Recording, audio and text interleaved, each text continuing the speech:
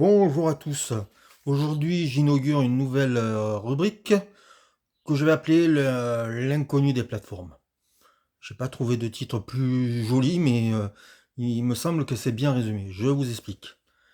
J'ai remarqué une chose, c'est que souvent, on voit des films sur Netflix, sur Arte, pour certains sur Prime, d'autres sur Disney. Ce sont des films souvent en version originale sous-titrée avec des inconnus. Donc on voit des films sans star et on n'en parle pas parce qu'on se dit ça va pas intéresser du monde et tout ça, mais parfois il y a des vraies pépites dans pas ces catégories-là, mais dans ces films qui ne sont pas mis en avant par les plateformes, mais qui ont vraiment un potentiel de vrai cinéma. Et souvent moi, je parle pour moi, je parle pas pour les autres, ben, j'ose pas en parler parce que je me dis ça va intéresser qui? De vous parler d'un film danois ou d'un film italien ou d'un film je ne sais de quel pays, mais aujourd'hui je vais vous parler d'un film de Taïwan. Je pense que j'ai jamais parlé d'un film de Taïwan. Mais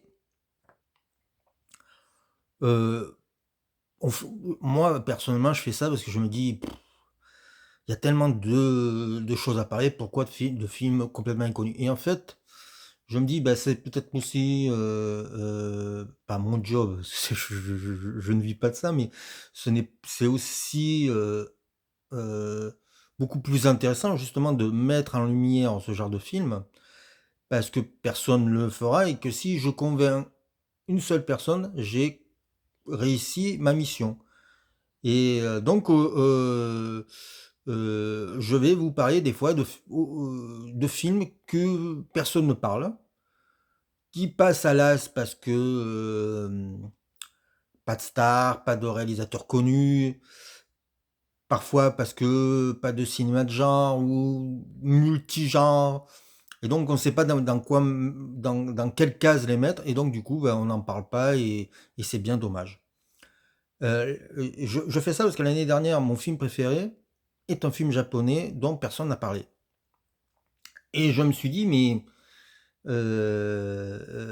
il faut peut-être faire l'effort justement de sortir de ces films consensuels. Je vais pas faire une vidéo sur le remède du salaire de la peur par Julien Leclerc pour dire que c'est de la merde. Voilà, ça m'intéresse pas. Moi, j'ai plutôt envie de mettre en avant des films.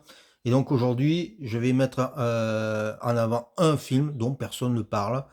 J'ai vu Merege, voilà, je vais être tout à fait honnête, Merege en a parlé.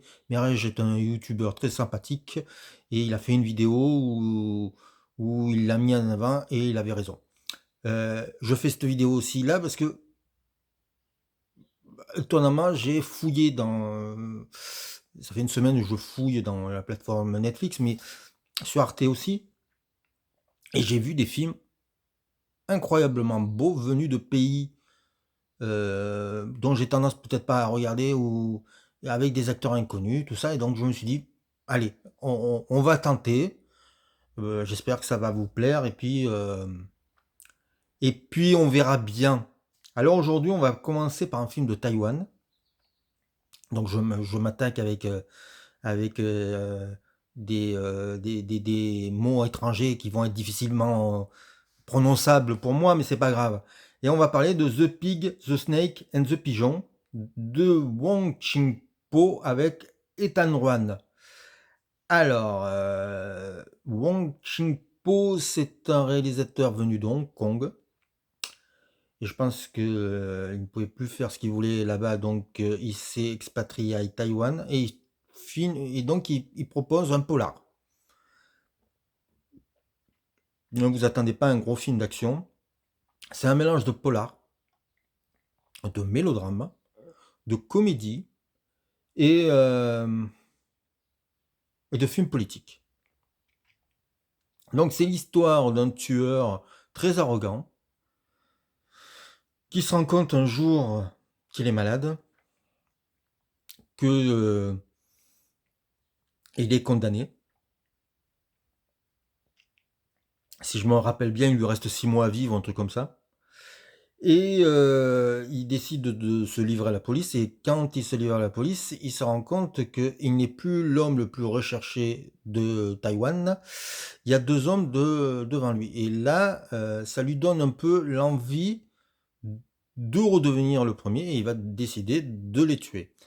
Et les 2 hommes, qu'il va devoir affronter sont des immondes pourritures.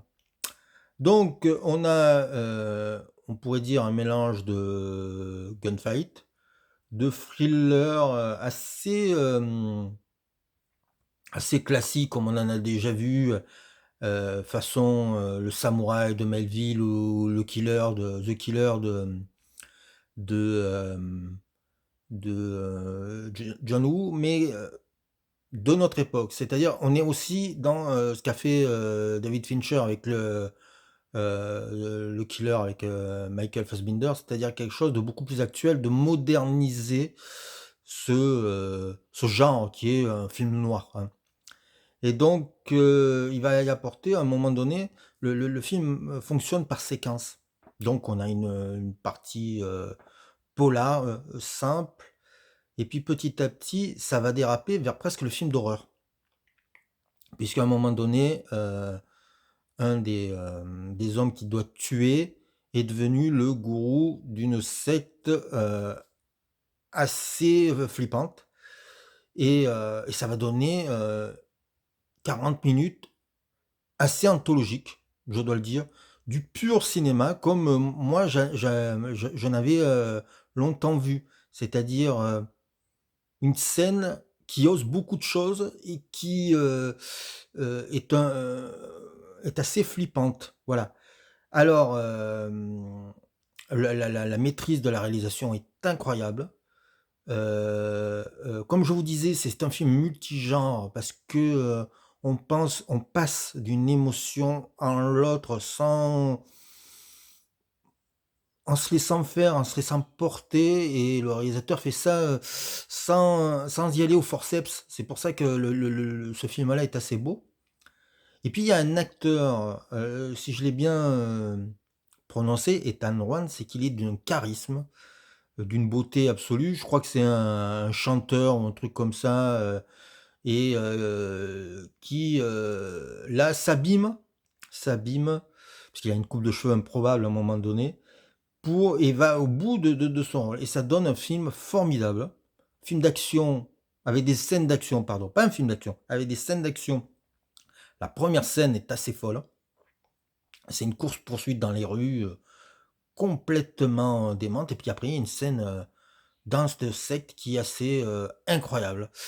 Heu, voilà, c'est sûrement un film que je mettrai dans mon top 10 en fin d'année et ça serait bien que vous puissiez le voir. Voilà, c'est parce que je pense que c'est pas un film qui est mis en avant par la plateforme Netflix. Donc c'est un film Netflix et vraiment, c'est une vraie découverte à faire. Au lieu de vous taper, la dernière production, comme, Le Salaire de la peur et autres merdes, regardez ce film taïwanais. Alors voilà, le défaut, moi c'est pas un défaut pour moi, c'est pas un problème, mais pour certains, c'est rédhibitoire, il est en version originale sous-titrée. Ils l'ont laissé dans leur jus, mais je trouve que déjà, c'est bien d'avoir ce genre de film et faites l'effort, vous serez récompensé 1000 fois. Merci.